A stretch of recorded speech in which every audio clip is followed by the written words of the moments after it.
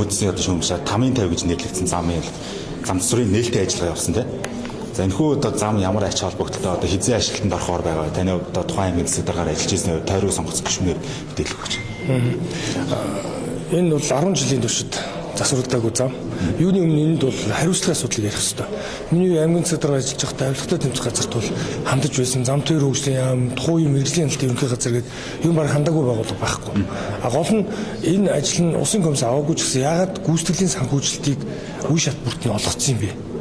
Энэ асуудал. Яг шүүгд хандаад нэг 7 тэрбум гаруй төгрөг одоо буцааж авсан гэсэн нэг ийм зүйл бол одоо тайлбар зам төрийн хөгжлийн яам өгдөг. Гэхдээ энд бол одоо маш том асуудал нь энэ хариуцлагыг заавал тооцох хэрэгтэй гэдэг. Би бол ийм байр суурьтай байгаа. Энэ чинь өөрөө Дэлхийн банкны хөнгөлөлтөд зээлээр барьж байгаа зам шүү дээ. Эхлээд дахиад Монголын ард түмэнд төлнө энэ мөнгө тийм. Тийм учраас энийг бол энэ төрөнд хэлхэн зүйтэй. Нээлтийн хувьд бол нээлт шийдтэй явах нь засварын ажил эхэллээ гэдгийг гол нь одоо олон нийтэд мэдээсэн. Яг тэгвэл энэ 2025 оны намар багтаж эхлүүлдэг нь ямар ач холбогдолтой вэ гэхээр 2 жилийн хугацаанд энэ зам хэрэгжих учраас 27 оны хавар энэ замын ажлыг бол дуусгах хэрэгтэй.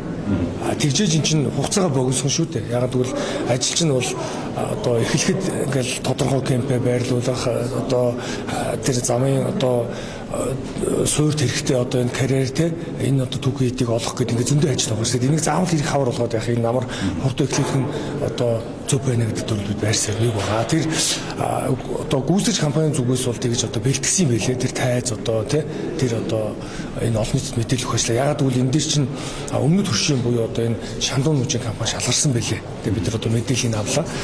Хяналтыг бол Өмнөд Солонгосын одоо энэ консорциум зөвлөл гүйцэтгэх бол хяналт тавьж ажиллагийн замын чанар дээр за тэгээд Дэлхийн банкны санхүүжилттэй улсын хурлын одоо энэ хэлцээрийг зээлийн хэлцээрийг одоо сойрхон баталсан ийм шийдвэртэй олон талын оролцоотойгоор энэ ажил нь эхэлж байгаа шүү дээ. Энэ дээр тэр одоо аймагуудын засаг дарга нар ирсэн Цөмбөсөн аймгийн тэгээд эндээс ч одоо тэр замын суурьт хэрэгтэй материалыг авахд орон нутаг одоо шийдэх шаардлагатай болно те энэ хөдөлгөөний зохицуулалт төр замыг яаж хийх ингээд ийм олон талт одоо ийм уулзалтыг зохион байгуулсан зөвхөн нэг тийм одоо нээлт гэж бол тэгж хэлж болохгүй л те тэр бол ингээд тэгээд энэ их хурлын гишүүд нь сонгогдсон те бүх талаасаа ингэж оролцож бид нар хамтдаа байж ийм чанартай зам барина шүү гэдэг л ийм ойлголцтой хүрэх тийм үйл ажиллагаа болсон. Ач холбогдолтын хувьд бол мэдээж энэ зам барьснараа цаг хугацаа юм энэ осол аваар гарахгүй байх нөхцөл бүрдэн за дээр нь эдийн засгийн одоо үр ашиг тийм үү тээвэрлэлтийн одоо зардал буурах гэд маш олон ач холбогдолтой. Тэгээд яг дэндүү харамсалтай.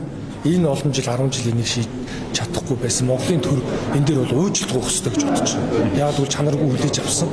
Чанаргүй гүйцэтгүүлэхэд хяналт тавьж чадаагүй дэ Монголын төр ард түмнээс уучлалт гуйх хэрэгтэй. Яг нь нээлттэй үйл ажиллагааны олон нийт шүүмжлэлт байгуулсан тийм одоо өнгөрсөн хугацааны энэ зам дээр олон аймнаас эрүүл мэндийн төрөнгөөр хохирсон байдалтай тойргийн гишүүдэнд сүрчин нээлт хийлээ гэдэг шүүмжлэлт. Энэ дээр бол та саяны тайлбар өглөө шүү дээ. Одоо мэдээж төсөв хэлэлцэж байна. Одоо орон нутгийн төсвүүдээр бас харилцаа адилгүй байна гэдэг шүүмжлэл гардаг. Одоо зүүн бүс дээр тусмаа Дорнод аймаг дээр одоо төсвийн хуваарлтыг та яг танилцсан бах ямар байрсалтай.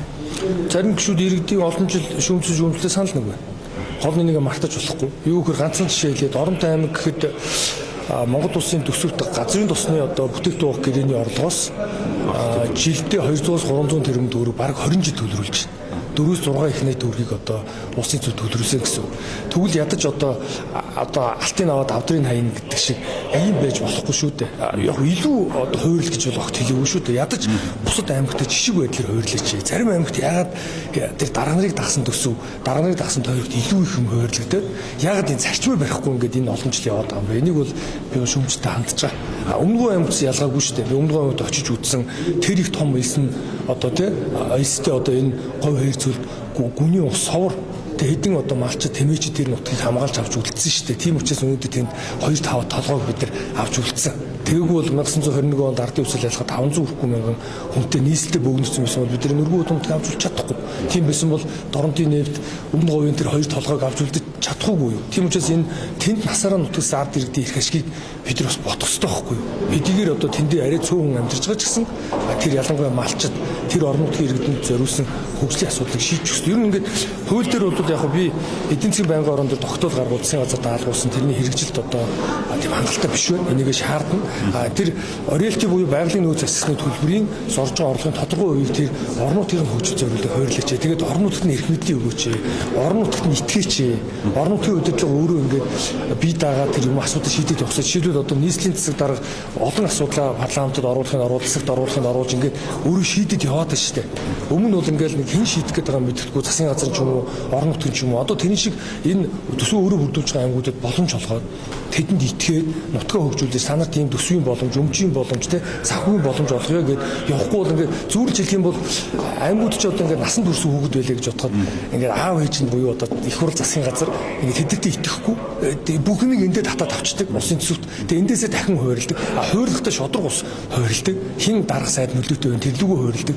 Энэ ерөөсө зарчимгүй ийм тогтолцоотой улс орон ер нь бэлтгэл байхгүй. Тийм учраас тэр орон нутагт итэг, нийслэлд итэг, аймагуудад итэг. Тэд тарин хариуцлагыг өөрүүл тэд боломжийг өг. Тэгж л явах хэрэгтэй. Тэгэхгүй бол энэ өргөн удаа нутагтай 21 аймагтай одоо нэг аймгийн нутаг нэг улсын нутгаас том.